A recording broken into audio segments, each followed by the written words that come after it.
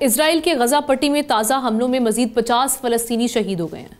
UN ने खबरदार की है कि मकबूजा फ़लस्तीन के इलाके गजा में ग़िज़ाई किल्लत शिद्दत इख्तियार कर गई है और अगले 48 घंटे में इमदाद ना पहुंची तो 14,000 बच्चे मर सकते हैं। 3 माह की जालिमाना नाकाबंदी के बाद इसराइल ने गजा में कुछ इमदादी ट्रकों को दाखिले की इजाज़त दी है, मगर 20 लाख भूख से बिलखते फ़लस्तीनियों के लिए ये इमदाद महज एक कतरा है। भूख के बहरानों की शिद्दत जानने वाले मुस्तनद इदारे IPC के मुताबिक 5 लाख फ़लस्तीनियों की ज़िंदगियाँ भूख की वजह से ख़तरे में हैं, मगर इसराइल की दरिंदगी देखिए कि भूखे प्यासे और निहत्ते फ़लस्तीनियों पर बारूद बरसा रहा है। इन तक इमदाद की रसाई पर पाबंदी लगा रखी है और अब इजरायली वज़ीर आज़म ने ऐलान किया कि वो गजा की पट्टी का मुकम्मल कंट्रोल संभालेंगे। नेतन्याहू के इस दावे से लगता है कि गजा में इसराइल तबाही का एक नया बाब लिखने जा रहा है।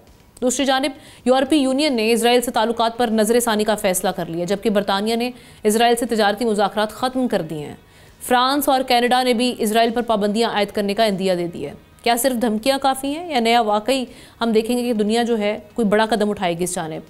और साथ साथ उनका बयान है वो किस हद तक इम्पॉर्टेंट है, क्योंकि उन्होंने कहा कि अगर ये जंग जारी रहती है तो वो ये कह रहे हैं कि हम इसराइल को अबेंडन कर देंगे।